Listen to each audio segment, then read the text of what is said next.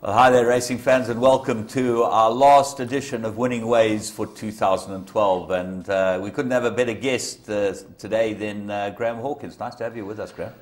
Thank you, James. I guess I'm here because you couldn't find anybody else on the last day of the year. Listen, I didn't want to say anything, but you know that there are some people that are desperate to get on TV, and there are other people that are desperate to start their new year early. So, you know, at least you're a worker. Anyway, it's a great opportunity to wish everybody a very happy new year and all the best for 2013, but I guess we'll get to that at the end of the show. Now you've done that, you could go. Good weekend's racing? Yeah, it's been a terrific month's racing, actually, right around the country. Very hot in Durban. We've had super crowds at Clarewood on Boxing Day and again yesterday, and we look forward to another bumper crowd tomorrow, being New Year's Day. But the racing in the Western Cape's been out of the top draw. It's been fantastic to watch. And turnovers have picked up nicely in December. So, yeah, all round it's been a very positive month, I think, for racing. Well, it's looking good for the new year. So let's go straight into our 3 to follow.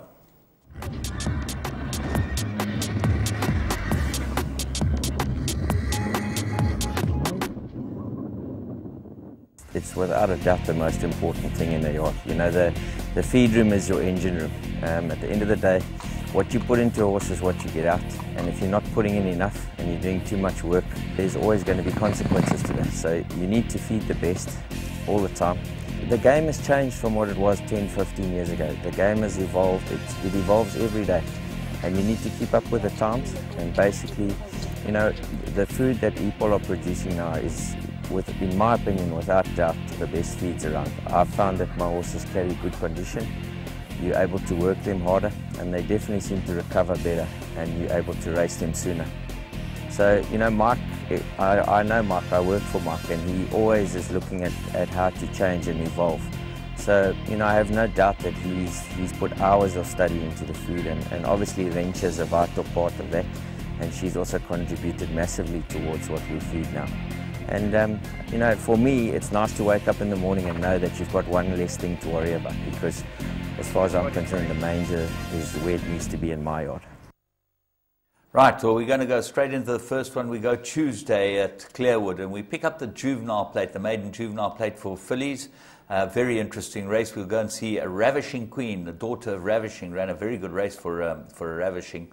Let's go pick her up at the start, Graham. Yeah, there she jumps towards the outside, one off the outside, in fact. Right away, the pace seems to be on the inside in the early stages, James, but Lucky Packet quickly puts a gap between itself and the rest of the field. But Ravishing Gem certainly runs on very nicely, and Michael Miller knows how to step out his juvenile winners, so one would imagine this won't be a maiden for much longer. I wouldn't have thought so. Look, I don't know how strong these fields are at this stage of the game, but she's always shows a lot of pace. She's got the white face with the yellow cap, 3 off the left-hand side of your picture now. But Lucky Packet's gone, and Doug Campbell certainly knows how to step them out. Had first four yesterday. Yeah, well, in a small field, but this was supposed to have run there as well. But Lucky Packet stays on quite nicely, but now you can see Ravishing Gem really getting into top stride, and Angie also one to follow, coming from the back of the field to finish third. But I would imagine with the run under the belt, Ravishing Gem would be worth following next time. Well, funnily enough, we picked up Angie last time. She was the horse to follow after her first run, but she completely blotted her copybook here at the start, and she messed up the start completely. She didn't seem too keen in the early part of the race for whatever reason, probably just inexperience. She made a hash of the start. The rider was at her a long way out, and but she also found her feet over the last 100 meters or so and ran on very nicely. As you say, it's difficult to judge the quality and the strength of these early juvenile races. I would think that Michael Miller will be looking to win a race quite quickly with Ravishing Gem before the field strengthen up to any great extent. But it was nice to see quite a large field competing in that race. So the juveniles are now coming out, and it's always an interesting time of the season to see the babies coming along. Yeah, and I noticed there are not that many juvenile races programmed over the next month or so. Yeah, it's, well, we've lost 1 or 2 already due to poor noms, etc. And the juveniles just seem to be racing later and later, which completely bucks the Australian trend, as you know. They've already run listed races by this time, even possibly a group race or 2. Oh, yeah. Because they get going with their juveniles as early as September. I think it has to do with just no space in the yards, and it's something that we as operators are going to have to tackle, because we can't. The merit rating system is keeping horses in training a lot longer, so there are more horses that are active and competitive, and the yards are full, and the 2-year-olds out on the spelling farms looking for somewhere to go. So the 2-year-old races are generally filled in the early part of the season by those trainers who specialize in winning 2-year-old races, whereas a lot of the other 2-year-olds are still running around on spelling farms, etc. So I think there's an opportunity somewhere there for a secondary business to come in between the spelling farms and the trainers, so that we can perhaps find some accommodation for more 2-year-olds to get them ready up for racing. Okay, well, we're going to move on to Kenilworth, which was the big racing on Saturday, and we're going to the first race because it looked like a good thing in the race. Tempestuous from the Mike Bass stable, but it was well beaten. Let's go and pick up Aqua. Well, there they jump away, and Array of Stars and Tempestuous, they cut out the early pace. Aqua is in the Fred Crabius silks, beautifully bred for speed, being by VAR out of a daughter of Captain L. So one would expect a lot of speed, but tucks in behind them, James, which is quite interesting, and then moves through to tackle for the lead quite early. She's only had one start, this filly. Mike Stewart's got her, and I thought that she won really well. The way she won this race, she might be a bit above the ordinary. Well, VAR's having such a wonderful, wonderful trot, and of course it was appropriate that they keep winning. We will focus on the VAR need for speed sprint a little bit later on, but Pippa must be absolutely delighted with the way that the progeny of VAR are performing at all ages now. It's not just about Variety Club and Val d'Aral. I mean, there are just so many of them around. Here you can see Aqua come to tackle Tempestuous, and it's race over in a matter of strides, and I think you're absolutely right. I think this may be a pure sprinter, but the way it won certainly suggests that a little bit further may be within a range. Yeah, I think certainly, some of the VARs, Variety Club, he might end up winning the Met. Well, if I had to have a bet right now, as I said to somebody the other day, if I had to have a bet right now, if the race was being run tomorrow, without knowing what's going to happen in the build-up, I'd back Variety Club. I think as a 4-year-old, over 2,000 metres at Kenilworth, which is a soft 2,000 metres. I think the way he's matured, I would think he had every chance of beating Jackson, his arch rival, over 2,000 metres this time round. So it's shaping up to be a very interesting JMB Met. But of course, we've got a couple of hurdles to cross before then, including, of course, the Lormerans Queen's Plate. Yep. Well, let's go on and look at the third one of our 3 to follow. And funnily enough, it is in the VAR need for speed. Muscat won it. Came from PE.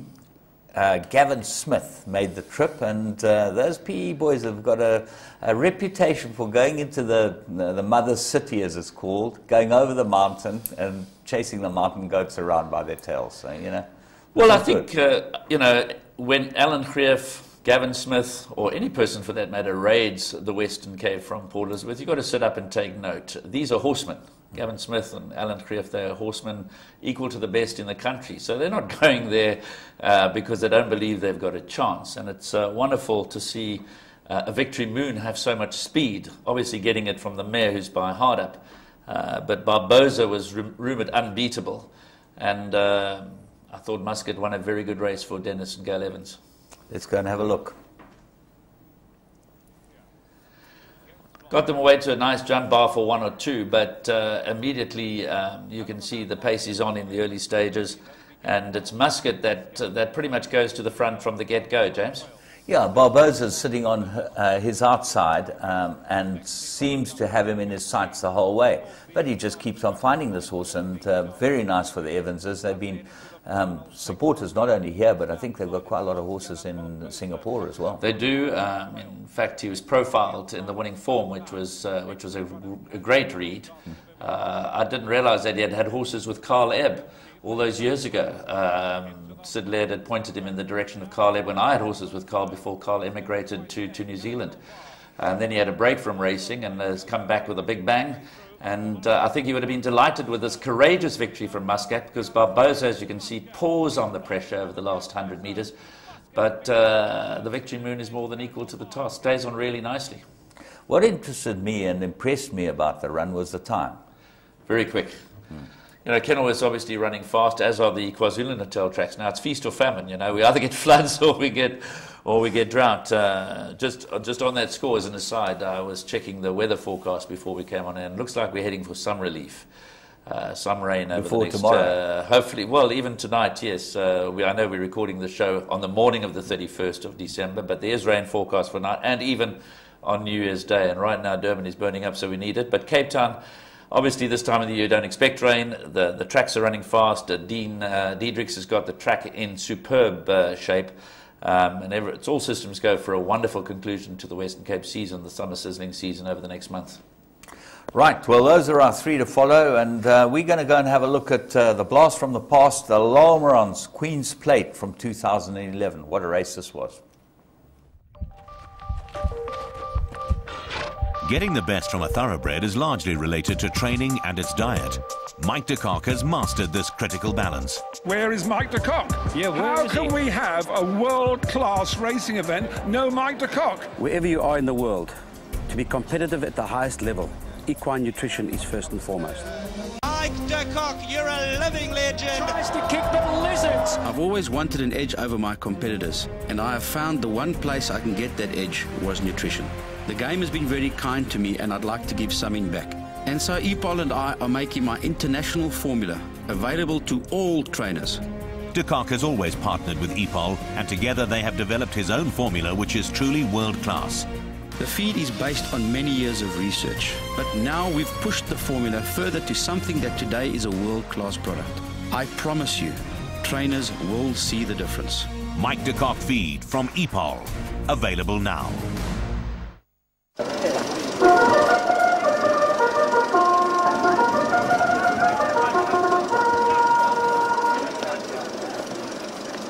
You know, sir, this is the finest fabric money can buy. Done. When you walk out of here, heads will turn. Care for a glass of champagne, sir?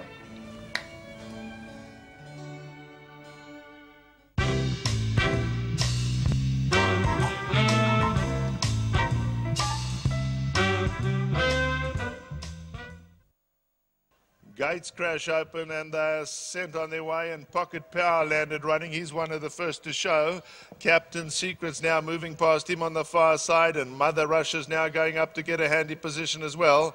Ebony Flyer is on the move from a bad draw around them all, and she's also going up handy, but Blue Tiger now wins that battle for the lead as they settle down and go towards the 1200. Blue Tiger stretching him out. He's going a good gallop. He has it now by 3. Captain Secret now gone up to race in second. They being followed by Celtic Fire, who's now run around horses to go up and race in third. They followed then by Ebony Flyer. Mother Russia races next. They're really strung out. She's racing 12 lengths off them. Tales of Bravery behind that.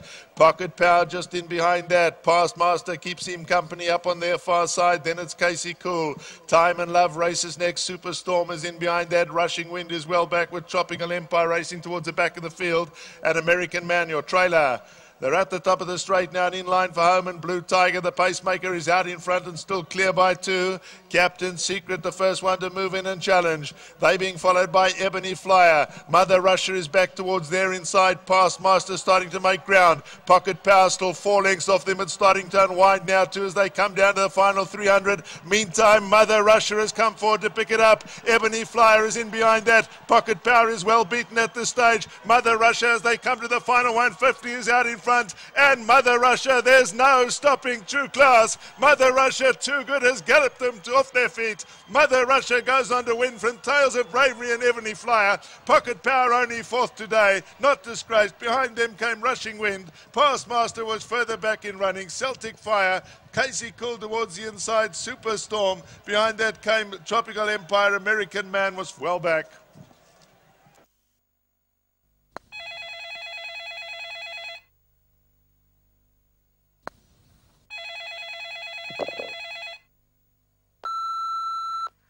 Johnson, it's me. Please call me back. I have clients at the office. I don't know what to do. Are you coming in at all today? Please ring me urgently.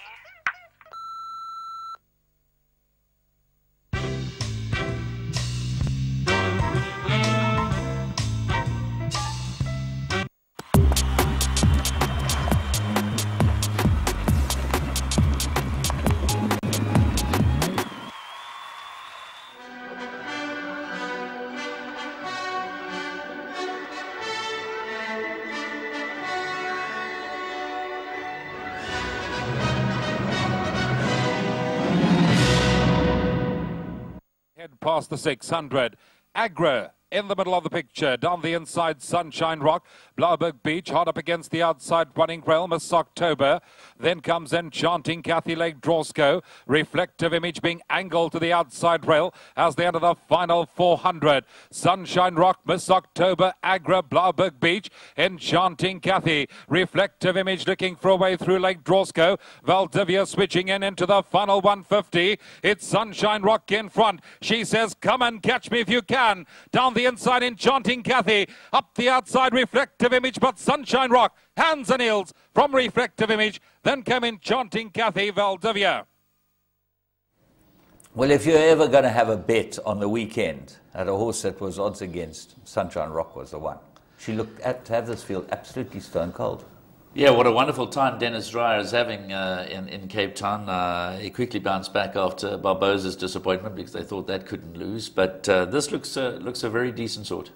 Yeah, I see that Bernard and Larry have bought it. Apparently it was going to be bought by Team Valor and going to Snaith.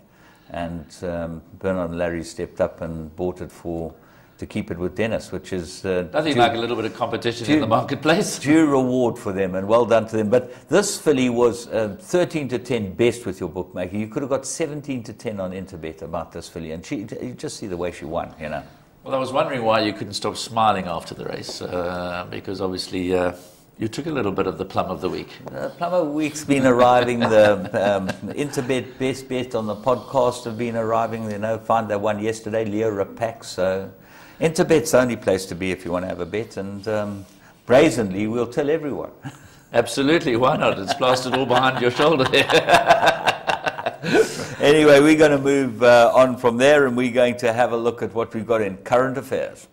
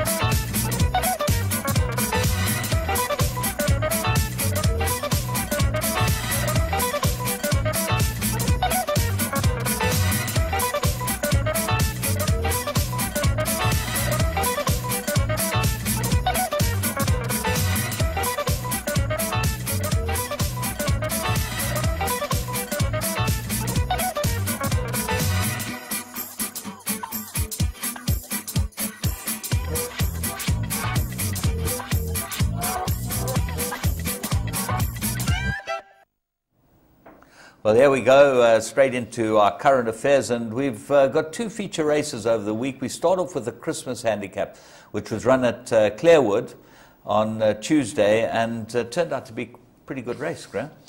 Yeah, it was a true run mile, which was nice to see. The pace was on from the word go, and good handicap because less than a length, I think, covered the first four past the post, so it was a good handicap. Jeffrey Friedman, the stable, has been in pretty good form, particularly at Clarewood. He doesn't run them often, but when he runs them, they're there with a shout.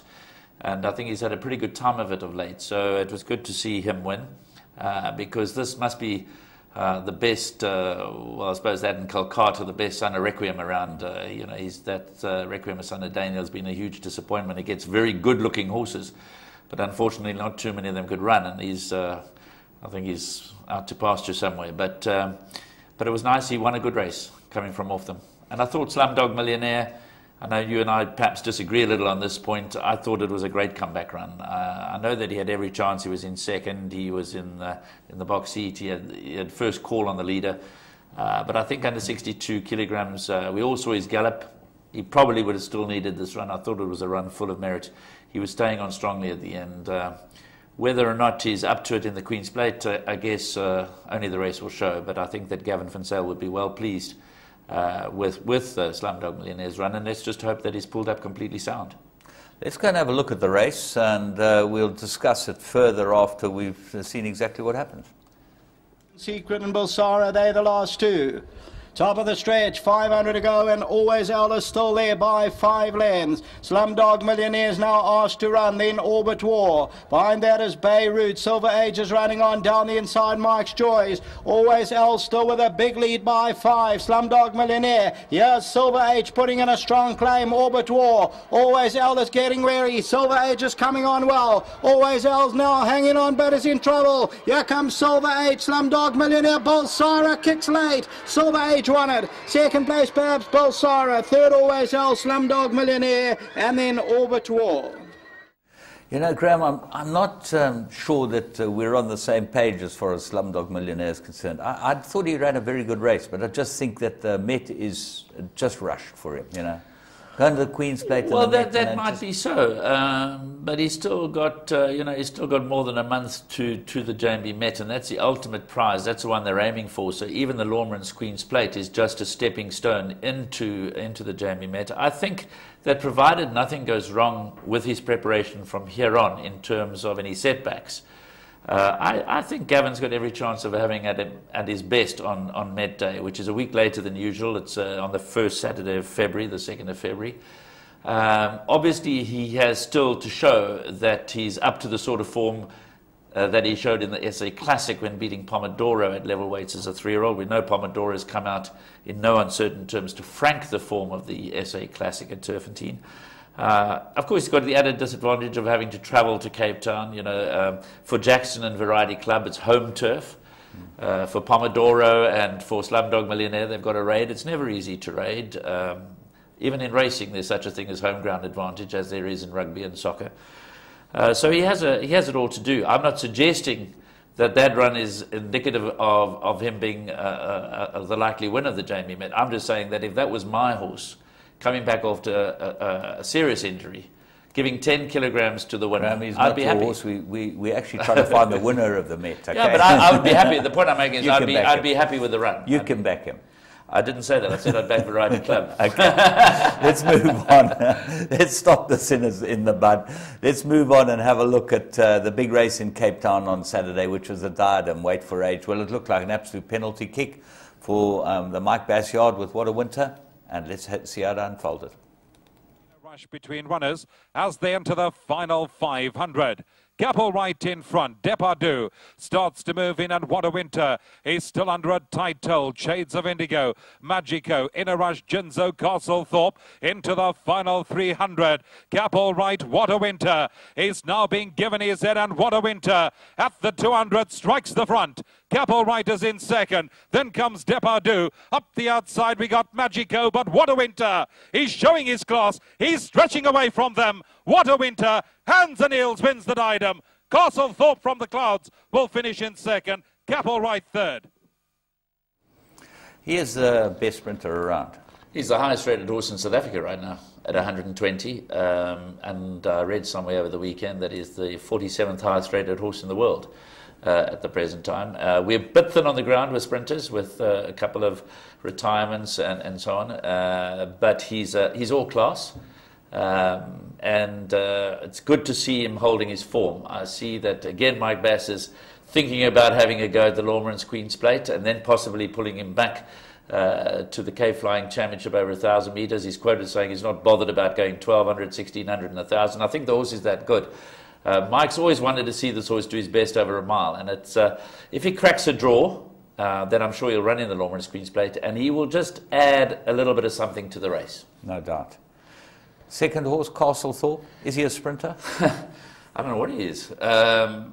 He certainly ran a cracker there because, as we've said, What a Winter's the highest rated horse in the country, and he came out second best. He was aimed at all kinds of races over more ground, and then last season showed himself to be a very, very useful sprinter.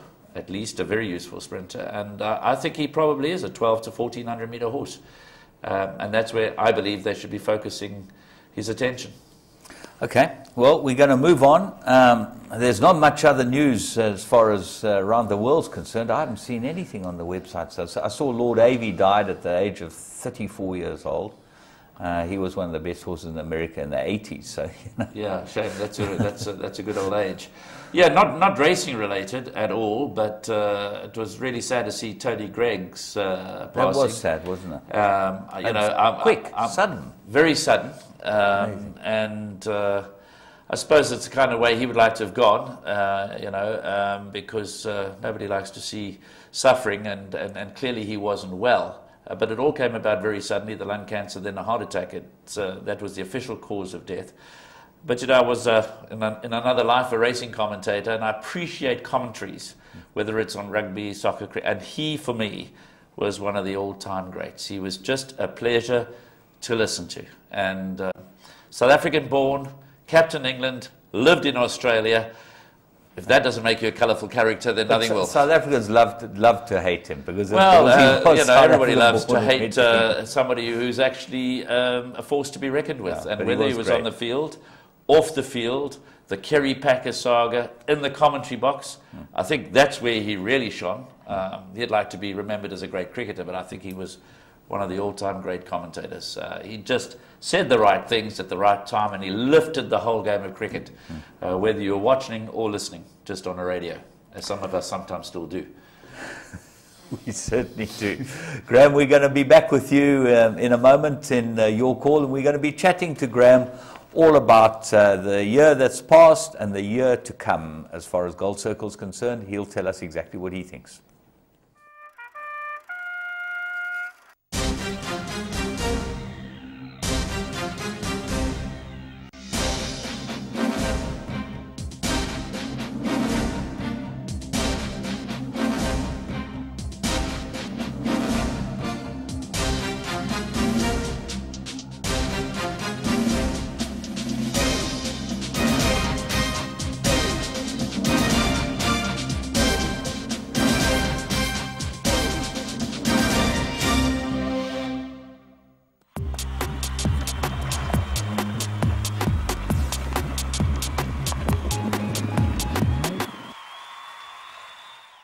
Pierce commanding Jewel, winding up. Find your next racetrack star at the Magic Millions Gold Coast Yearling Sale. Atlantic Jewel. Nikita's clinging onto the lead. 8 of the past 10 Golden Slipper winners offered at auction was sold by Magic Millions, including the champion colt, Piero. Piero drove through, took the lead in the slipper. The best yearlings by the world's hottest sires offered at Australia's Holiday Playground. Dear Demi. For more information and to view the catalogue, visit magicmillions.com.au. Well, under current affairs, unfortunately, last week's show we did in the middle of the week because Laf wasn't here and whatever. And since then, the late Michael Airy passed away, the trainer, and he was a great friend of all of ours and a very good trainer and a very valuable addition to the horseman's ranks during his time. Yeah, absolutely. I didn't have the chance, unfortunately, to get to know Michael Airy well. I moved up to KwaZulu-Natal after he had retired as a trainer and bought his garage in Belita. I saw him from time to time around the various golf courses of KwaZulu-Natal. He loved golf, but certainly he was highly respected as a trainer. He won the Met way back with, talking about Tony Gregg, with Charles Fortune.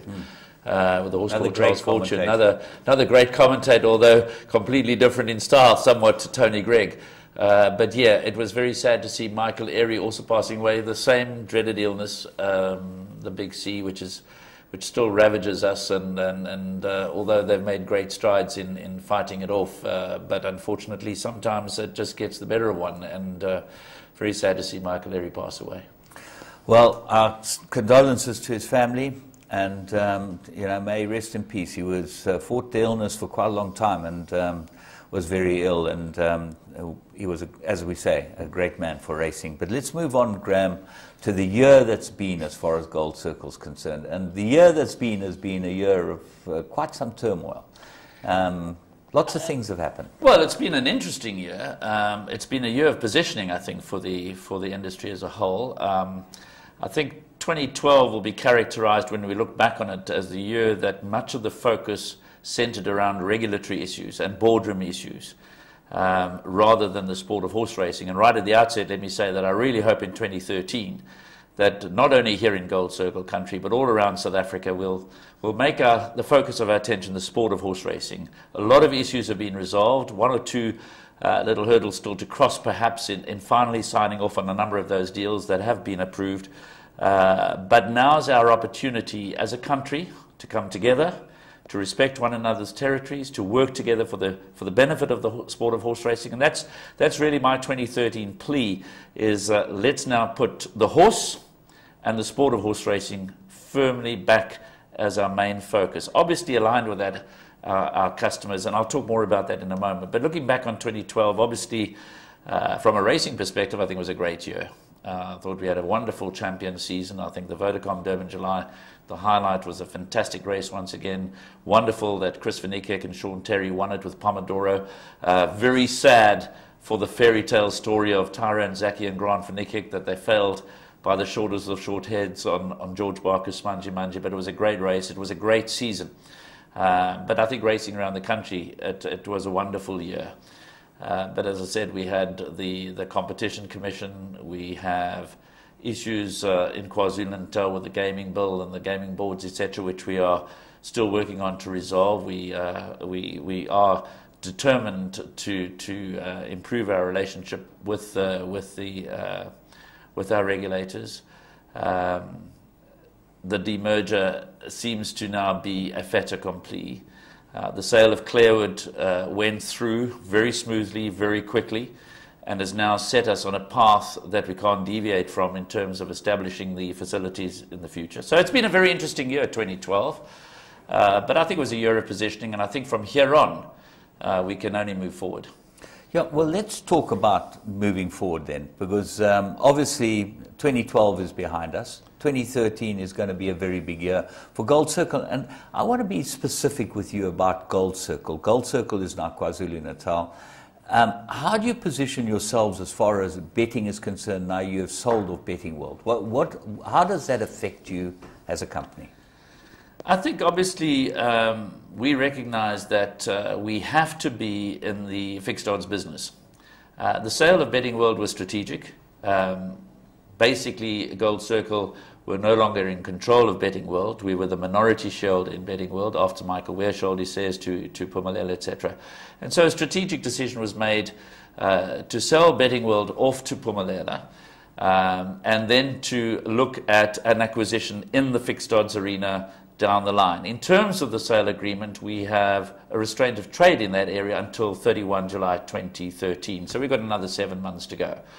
But I think it's an open secret that Gold Circle is already looking at opportunities because you have to be in the betting business. You can't just be in the horse racing tote business. You've got to be in the sports betting arena. It's a growing market in South Africa, of obviously a very low base. But if you're in the gaming business, and more specifically in the betting business, and if you recognize horse racing as a sport, then horse racing is just one part of sports betting. We need to be in sports betting. The soccer pools through the totalizator for both Phumelela and Gold Circle continue to be very popular and continue to grow. But you also have to be in the fixed odds betting market. So it is very much part of Gold Circle's strategy to get back into the fixed odds arena. To do that, probably the easiest route will be acquisition, through the route of acquisition. Graham, I just want to stop you there. Why get rid of an operation? Because of maybe you lost control to now get back into another acquisition. Well, I think it doesn't seem to make sense. Well, I think it depends on, it would have been probably wrong to retain a share in Betting World that we had. Remember, after the demerger and the sale of the Western Cape, Gold Circle was split up between the Western Cape and KZN. So even if we had retained our 40% share of Betting World, that would have been watered down by the sale of the Western Cape, because they would have taken their share of that 40%. So we would have been left with something in the order of 25-26%, which made us very much the minority shareholder and no management control and no strategic control in Betting World. At the same time, to go out and buy another bookmaking business to compete with an operation that you are a shareholder in, made no sense. It also makes no sense, because I'm not sure that's even ethical, to be honest. There's, as my good friend Lionel Cohen used to say so eloquently, there's a place in the sun for everyone. So was he eloquent, Lionel Cohen? Yeah, Lionel Cohen was very eloquent and a very clever man too. Well, he won't fit in with the Australians then. Well, well, I'm not sure how it's going. I haven't spoken to him for a while. But it was nice to see his colours and Castlethorpe running second there. So I think from a strategic perspective and a fixed odds betting perspective, it made more sense. We would have been left with 25% of Betting World, sell it off, put ourselves in a position to acquire a fixed odds betting business, and go from there. And that's very much on. Is it not worth setting up your own fixed odds betting? Well, that's the other option, of course. Yeah. At the core of it all is a license. Yeah. You can't bet without a license. So the whole key to here in KwaZulu-Natal and everywhere else in the country, but we're focusing on KwaZulu-Natal, is you've obviously got to get licenses. And as long as you can acquire a license, whether you do it through an acquisition route or any other route. And then, of course, there's the issue of transformation, which is very high on the gaming board, and correctly so. Very high on the gaming board's agenda. Well, we tick all the boxes. Yeah, but from a fixed odds betting point of view, there's an enormous amount of pressure coming onto the bookmaking fraternity in general for it to transform. It's not so easy because most of the bookmakers are one-man shops. Whether they have multiple stores or not, they're still one-man operations. But the gaming board is fairly insistent, and again I say correctly so, that we transform the betting industry, and they are saying to the bookmakers, you need to have partners, you need to have shareholders. You can't be controlling the betting market and the growth and the potential growth in this market all by yourselves. Now, we know that there are quite a number of Indian bookmakers, but there are very few black bookmakers, and so there's a responsibility on the fixed odds betting industry within KwaZulu-Natal to embrace the gaming board, and that's what we intend to do as well. So obviously in setting up a new business, after the restraint of trade has lapsed, Gold Circle would be very mindful of the fact that it needs to do that, not on its own, but with partners to meet the transformation objectives of the gaming board and indeed of the company. Okay, let's talk further on betting. How were the turnovers for the last year, and how do you expect trends to run for the following year? Turnovers have been interesting because we saw an uptick in turnovers through the course of the last financial year, which ended, of course, on the 31st of July 2012. And those are the 12 months that we reported on at the AGM in December. But I have to be honest with you and say that insofar as horse racing is concerned, from August until now, it's been a little bit disappointing. Our pools, as I said, on the soccer have grown, but we're lagging behind budget in terms of betting on horse racing. December's been a bit more encouraging, as I alluded to earlier. I think there have been reasons for that, though. We've had the wettest spring stroke early summer in a long while, more than 800 millimetres of rain in 4 months, as you know. And as a trainer, you'll know how difficult it's been for you guys to prepare horses. The weather now seems to have settled. December's been encouraging. So I think as the fixtures settle and as the weather settles, I think that we will see the turnover on horse racing starting to strengthen again. But we're also mindful that we need to invest in that area. One of the cornerstones of our strategy going forward, I think, will be to make sure that we invest in our customer satisfaction and in the facilities for our customers. We know that we've lagged behind. We know that the last couple of years have been difficult, and we haven't had the wherewithal to invest. But we've set ourselves up now as Gold Circle, where we would have no excuse not to improve the offering for our stakeholders, for our owners, and we're looking forward to probably around about a 10% stakes increase from the 1st of March, and a number of our feature races in the 2013 champion season going up as well. So that's good news. We've had this maiden festival of 100,000. That was just to try and restore some hype and confidence in the KwaZulu-Natal racing industry. It was a festival for 4 months, which comes to an end at the end of January. But as I said, then there'll be a general stakes increase on the 1st of March. But it's not just about stakes. We've got to look after our owners, our trainers, and our jockeys, but we've also got to look after our punters. And we are going to be investing in our branches and our network and the website. We've just installed a beautiful new big screen, big screen at Greyville, and another one to come.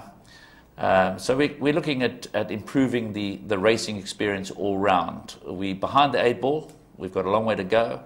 And I guess some people out there will say, we've heard this all before. So the challenge is for us to actually deliver. We've set ourselves up, James, this is the interesting part. We've set ourselves up where we have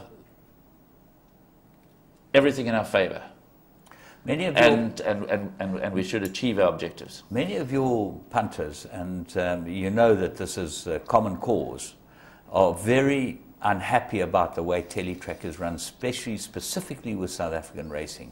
They believe, and I believe rightly, from my point of view, and that's why I want to get your opinion, that there is too much racing put on during South African racing. There's not enough focus on your product, which is obviously which runs the show, and too much racing put on in between. So you keep breaking away, you keep missing your canter pass, you keep missing your interviews, you keep aggravating your core punter who sits at home and bets on your tote mainly.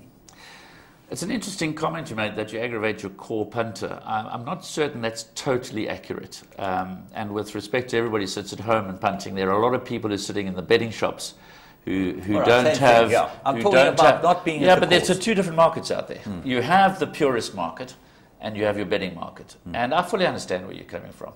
I watch a lot of Teletrack at home, and I understand the point that they want to see more of the canter pass, the interviews, the parade ring situations, etc. Will that not generate turnover? That's it will. the point. I think we need to break down your question and answering it. I think that we've always said that Teletrack is a betting channel, and we've never hidden the fact or tried to disguise the fact that from a PGE perspective, the Phumelela Gold Enterprises point of view, that Teletrack is a betting channel. And as you know, in Australia, betting channels offer a betting opportunity, not like we do every 10 minutes. There they have them every 2 minutes or every 3 minutes. So in as much as we attract a lot of criticism from the more purist type of punter sitting at home, certainly the general feeling in the betting shops is they want more product. Because if you're spending your afternoon in the betting shops, you are wanting to have a bet more often, because it's a different ambience, it's a different setup, it's a different scenario. And you'd be amazed at how popular, in particular, English racing is. And of course then also, as we've said before, you know, the PGE income is important to us, and you have to look at the commercial model. And I guess like everything, we're always saying it's a balance between the commercial model and the sport of horse racing, etc. And I'm not saying that we've got the formula right. I'm not saying the formula can't be improved. Phumelela manage Teletrack, they do it to the best of their ability, but also knowing that they have contracts to fulfill, reciprocal agreements. It's not just, PG is just not a one-sided situation. We actually have to take a certain amount of that international racing in order for us to exploit our product overseas. It's business out there. It's making sure that your relationship with your customers on an international level are reciprocal. They work both ways. It's not just take, it's give and take. We've explored the option of a second channel, and we've now gone a situation where we are, I think the Racing Association has set up a web streaming option. You can actually now watch. There is an alternate. You can now watch what's happening from the course, the direct course feed, if you so wish.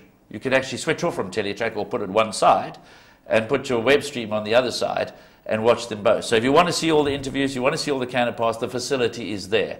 It's obviously a separate facility, and obviously you need to have all of the computers, etc. But if you're sitting at home and you're the purist punter, I would imagine that is an option. If you're an Interbet customer, you can watch a live stream from the racetrack. Well, it's the same stream that is going through.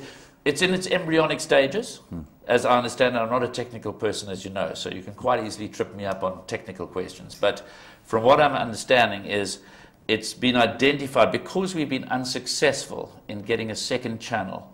And we're not giving up on that. MultiChoice have made it clear that we would not get a second channel from them. But there may be other options. But in the meantime, capitalizing on whatever other technology is available, this streaming of the races live or the feed live from the host racetrack in South Africa is now available. as you said, through internet, through the Racing Association website. And in fact, rather than trying to recreate or reinvent the wheel, Gold Circle have partnered with the Racing Association to an extent and provide some funding so that we can get this option up and running. We started with the race replays and now the streaming. And perhaps that partnership between Gold Circle and the Racing Association will grow, because that's not an area to be in competition. We want to show together and market the product together. So I think that you will see a lot of improvement in that area. I think you've answered the question very well. And that, you know, people sit out there and very seldom do they have the opportunity to be able to hear what actually happens from you guys. There's no forum like that. And that's why I believe a show like this is very important, and very important to have a person like you, because there are a number of... You must remember that, I just want to interject there, that obviously that's our position. It may not please everybody. No, but that's what we want to know. People want to know your position, and you don't have a forum to give people your position, which I think is very unfortunate, because you don't make these decisions willy-nilly. People seem to think, oh, well, they're making the decision because there's some idiot that's running the show at the top that doesn't really understand it. Everything is well thought out in racing. Now, let's move on, Graham, because there are a number of... We don't have much time, and there are a number of other aspects. Greyville Racecourse is now your premier racetrack, and always has been, but you have plans for Greyville Racecourse. Firstly, the subway has caused a few problems. What does it look like for the future? Yeah, no, I think... and why was it built? People don't even know why it was built. The reason, the number of reasons why we put in an additional subway at the 300-metre mark. The major reason was not for July Day, as I think some people are assuming, that it will help on Vodacom Durban July Day, because it will cut down the number of track crossings, which are not the best to have around and are quite difficult to manage. So that will help. But we have plans for a fantastic new conference centre and entertainment facility on this side above the Silver Ring.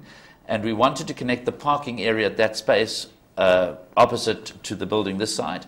From an operational point of view of getting track equipment, etc., when we've completed the new synthetic track on the inside, which is obviously part of the development of Gold Circle, we will need to get equipment more easily to the infield. The current subway is a pedestrian subway. It doesn't allow for vehicular access.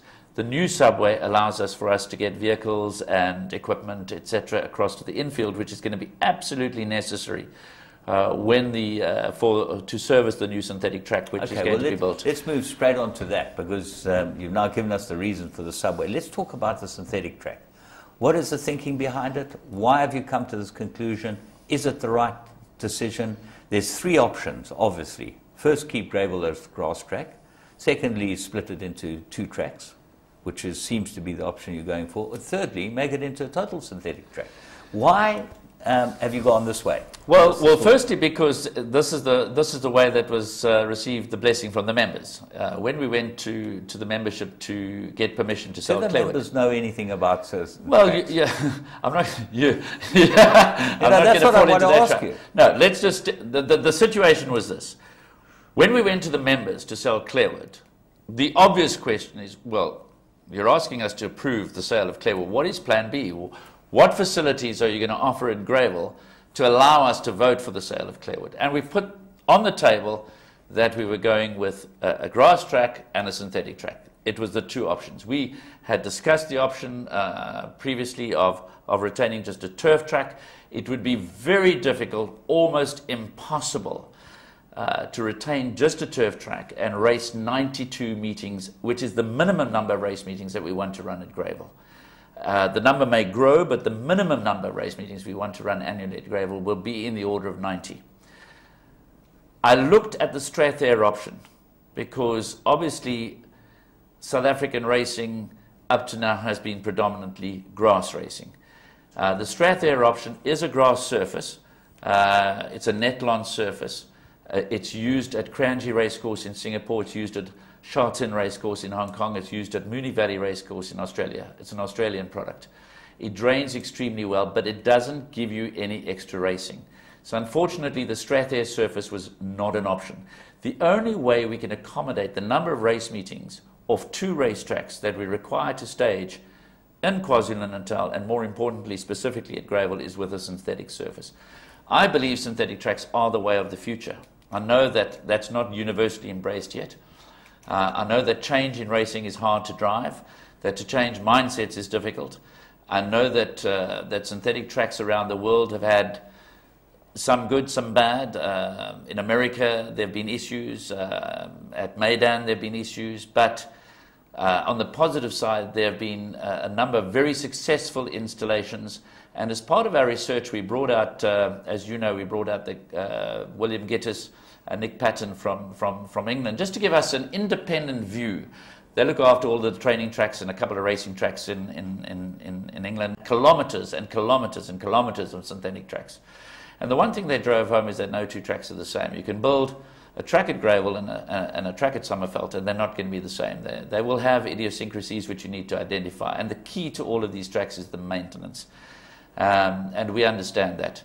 Obviously, when one talks about synthetic tracks, you're talking about the option between a wax-based track or a polymer-based track. And we haven't finalized our thinking on whether we're going to recommend the wax-based or the polymer-based. We have a meeting scheduled with trainers for January the 10th. All trainers in KwaZulu-Natal invited to attend. It's at 11 o'clock at Sommerveld Clubhouse, and we will disclose our hand insofar as what our recommendations are going to be there. We've had, obviously, interest shown from Polytrack, which is the Martin Collins product. ProRide, his is a wax-based product. ProRide, which is the polymer-based product developed in Australia. Very good product. Perhaps a little bit more expensive than Polytrack. We've also had interest from ViscoRide, and there's a local option that we're also looking at. But we haven't finalized our thinking in that regard. What we have finalized our thinking on is the plans as to how wide the tracks will be, where they will be shaped, etc. So the synthetic track will be 14 meters wide. The turf track will be 18 meters wide. Going forward, maximum field on the turf track will be 16, including the Vodacom Durban July, and the maximum field on the synthetic track will be 12. I look forward to being able to race consistently on the synthetic track in the months of September, October, November. Then I won't worry about 800 millimeters of rain, because we won't lose a meeting, or we shouldn't lose a meeting. And so as long as the track is kept to specifications, because we've seen in the past how these tracks do vary and do change and need to be upgraded. Have you got the finances going forward, the money going forward, to be able to service these two tracks that you guys want to put up? Yes, I think so. There's no doubt in our minds about and that. Scottsville was never discussed as an option, or we looked at Scottsville. In fact, William Gittis came up with a proposal that perhaps Scottsville should be considered. But I think from a marketing and from a strategic point of view, we want to make Greyville the home of racing in KwaZulu-Natal, and we want to race most of our race meetings here at Greyville. Scottsville is a wonderful track. It's improved enormously. Enos Majola has done an outstanding job with the turf there. No doubt. Comes back racing on the 12th of January or thereabouts with the Michael Roberts Day. And it will provide for us a valuable alternative and also a backup grass surface. We are exploring the ownership of Scottsville together with the casino. That's another option we are looking at. But from a strategic point of view, we wanted our racing centred at Greyville. And that's why, although we considered Scottsville as an option, and who knows, down the line, once the synthetic track, and I'm going to be bullish about this, once the synthetic track is settled and has been embraced and accepted, who knows, the inside track at Scottsville may be the next one to go synthetic. If one looks at what Phumelela is doing, they installed the synthetic track as Randkiesfontein. They're busy building at Fairview. And I have no doubt that a synthetic racetrack will come into being on the Highveld as well. I said I think that synthetic tracks are the way of the future. There's no doubt that there's a lot to learn still, and there's no doubt that they are evolving all the time. At the end of the day, we've been racing on synthetic tracks meaningfully for about a decade. One thinks about Lingfield, it's about 10, 11 years old. Let's say a dozen years. We've been racing on grass for hundreds of years. So we've got a lot to learn, and they've still got to evolve. But when you think about grass tracks and the shortcomings, you can only race on a grass track so many times a year, and we push our grass tracks to the limit, and that's a point I want to make for our viewers out there. Because you can race on a grass track 38 times a year doesn't mean you should. And that's why our tracks suffer, because traditionally, even when we've had Clarewood, Greyville and Scottsville racing along each other, we've put on 102 race meetings or thereabout in KwaZulu-Natal, pushed each of those grass tracks to the absolute limit. A racetrack like Flemington in Australia, beautiful wide track, of course it could take 38 race meetings here, but they won't race more than 25 times.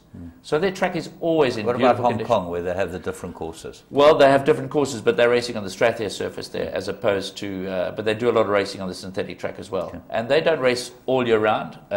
They have seasons, and then they break for a while. So I think synthetic tracks are the way of the future, because you'll eliminate the track bias. You'll eliminate wear and tear. That's the next question. Will you eliminate the track bias, or is Greyville got such a short straight that you're going to end up having the first three into the straight run first, second and third in every race? Well, that's not a track bias. Well, it is. If the track's too short for the horses that are drawn wide. I think you will find. Listen, I would like to believe that you'd be able to win from anywhere. When you look at racing in Australia and some of their 200-meter straights, and you see them coming from last to win, it kind of gives you the encouragement to believe that at Greyville, where you've got a 450-meter run-in, that you'll be able to win it from anywhere. What I'm referring to as track bias is something that the punter can't anticipate necessarily. Okay. Grass tracks can change their character from one meeting to another. You run down the straight, and today it's on the outside, and tomorrow it's on the inside, and it's all confusing for the punter. So this will be better for the punter. Do you know that it's interesting? This is a fact. I mentioned earlier that English racing is very popular.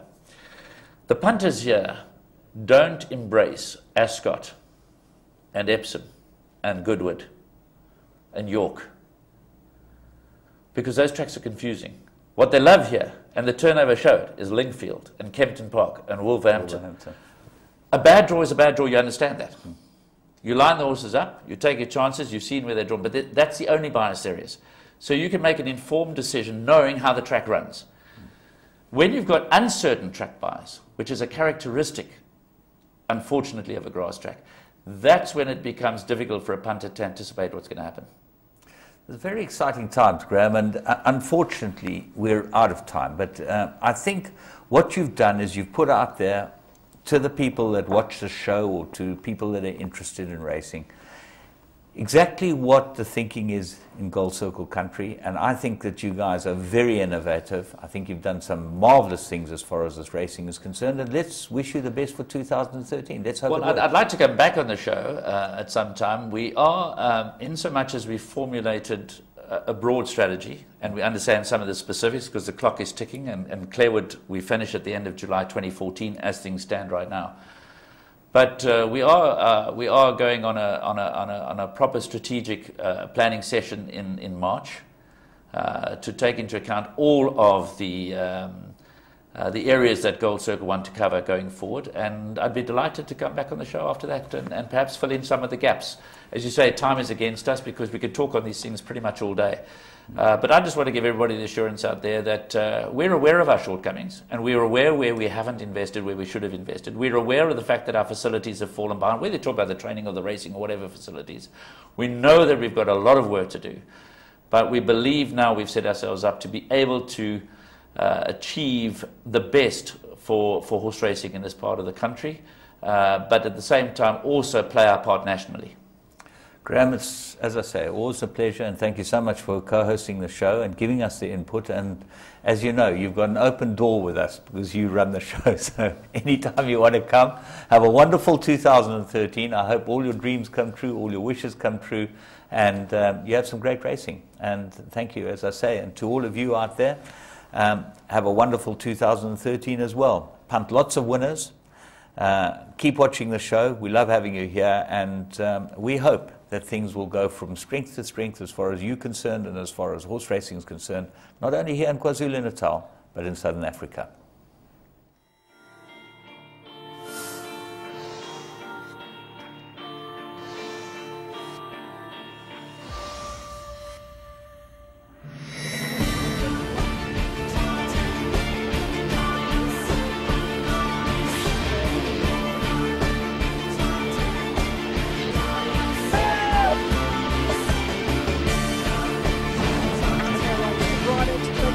Second for is giving them a bath. That's one of the biggest millions I've ever seen. Grace Valana, the leader. Grace Valana. Grace Valana.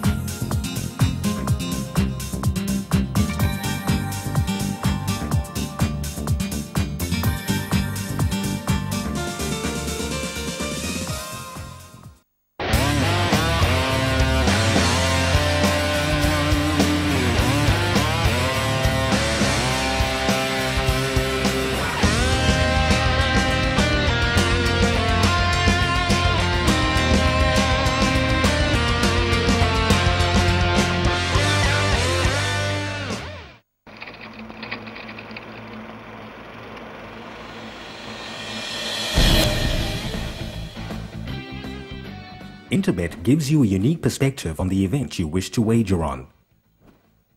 The trading screen provides a complete status picture, enabling you to make a more informed decision. For example, take a look at the percentage at the top of the back column. The closer the number is to 100%, the higher the overall wagerings become. If you watch this number over time, you will see that it starts off relatively high and drops as the race time draws near, improving the betting position right before the race. To see where the action is taking place, you can see the odds column to see the situation for each horse. Green means that there is more money on the horse and therefore the odds are shortening. Red means that the odds are drifting, and black means that there has been no change. You can use these trends to better anticipate where the market is going and make more informed decisions when placing a bet on request, for example. Remember that as the race time gets closer, there is a chance you will run out of time and that your bet on request will not be confirmed also increases. Wagering on horses requires knowledge and luck, and we are here to help you gain the knowledge and get up-to-date information so you can make far more informed decisions and get an action-packed experience.